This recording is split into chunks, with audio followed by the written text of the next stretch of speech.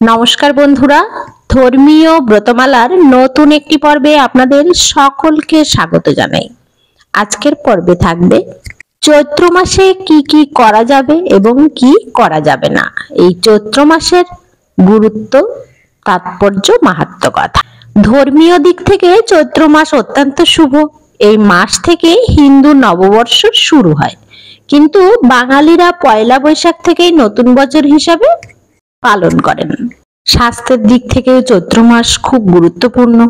তাহলে জেনে নেওয়া যাক এই চৈত্র মাসে আমাদের কি কি করা উচিত এবং কি করা উচিত নয়।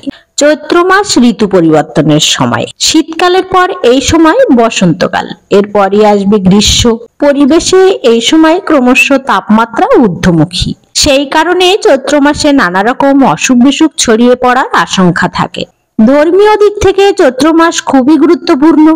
চৈত্র মাসে প্রতিদিন সকালে খালি পেটে কাঁচা নিম পাতা চিবিয়ে খাওয়া উচিত। এর ফলে পেটের অসুখ থেকে মুক্তি পাওয়া যায়। এছাড়া ব্যাকটেরিয়া সংক্রমণ থেকে মুক্তি পাওয়া যায়। নিম পাতার সঙ্গে এক টুকরো গুড় খেলেও উপকার পাওয়া যাবে। চৈত্র মাসে দুধ বেশি খাওয়া উচিত নয়। এই মাসে দুধ খাওয়া যতটা সম্ভব এড়িয়ে চলতে হবে। দুধের বদলে এই সময় টাটকা দই খেলে উপকার পাওয়া যাবে। দই ও গুড় খেলে এর ফলে পেটও ঠান্ডা থাকবে এবং মাথাও শান্ত হবে। চৈত্র মাসে নুন কম খাওয়া ভালো। এই মাসে অন্তত 15 দিন অল্প নুন গ্রহণ করুন। অনেকে এই সময় চৈত্র নবরাত্রির 9 দিন নুন ছাড়া খাবার খান। এর ফলে মা দুর্গার আশীর্বাদ লাভ করার পাশাপাশি আপনার রক্তচাপ নিয়ন্ত্রণে থাকবে। চৈত্র মাসে আমাদের হজম ক্ষমতা কমে যায়। এই কারণে এই সময় ভাজাভুজি যতটা সম্ভব এড়িয়ে চলা ভালো। বদহজম, বমি, পেট ব্যথা চৈত্র মাসে লেগেই থাকে।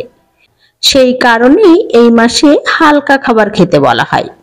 বেশি তেল মশলা দেওয়া খাবার এই মাসে না খাওয়াই উচিত। সম্ভব হলে চৈত্র মাসে রাতের বেলার খাবার বাদ দিন, না হলে রাতে শুধু তরল জাতীয় কিছু খাবার খান। চৈত্র মাসে অনেক সময় আমাদের মনে হতাশা চেপে বসে। বাড়িতে পজিটিভ এনার্জি বাড়াতে নিম পাতা ও কর্পূর জ্বালান প্রতিদিন। এই সময় সন্ধ্যাবেলা বাড়িতে ধুনো দেওয়া হয়।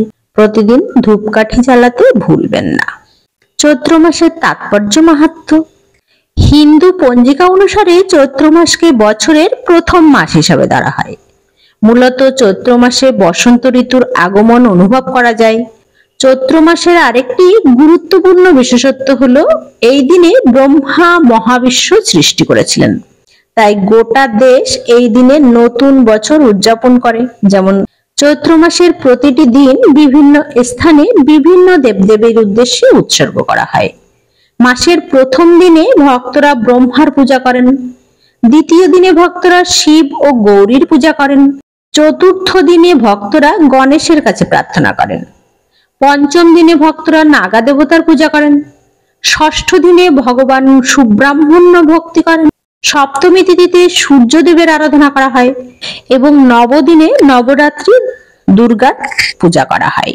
পঞ্চদশের শেষ দিনে ভক্তরা একত্রে সকল দেবতার পূজা করেন।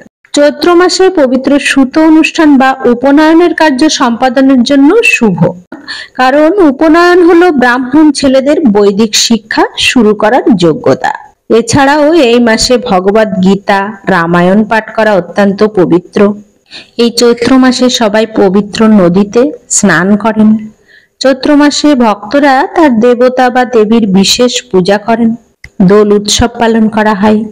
ভগবান বিষ্ণু এই মাসে মৎস্য অবতার রূপে অবতীর্ণ হয়েছিলেন। আজকের মতো এই পর্যন্তই। সবাই ভালো থাকবেন, সুস্থ থাকবেন, সুন্দর থাকবেন।